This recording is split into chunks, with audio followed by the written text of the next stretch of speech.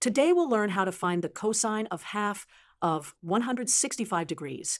To solve this, we'll use the half-angle formula for cosine, which states that the cosine of theta over 2 equals plus or minus the square root of quantity 1 plus cosine theta, all divided by 2.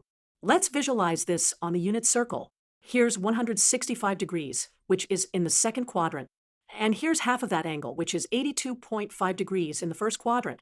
First, we need to find cosine of 165 degrees. Since 165 degrees is in the second quadrant, we can find this using the reference angle of 180 minus 165, which is 15 degrees. The cosine will be negative in the second quadrant.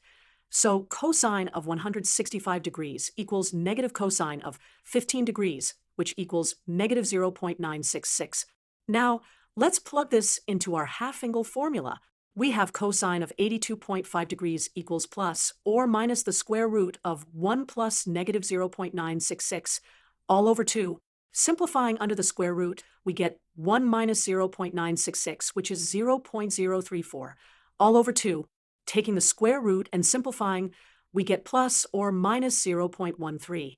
Since 82.5 degrees is in the first quadrant, where cosine is positive, we take the positive value. Therefore, cosine of 82.5 degrees equals positive 0.13. And that's how we find the cosine of half of 165 degrees using the half-angle formula and our knowledge of the unit circle.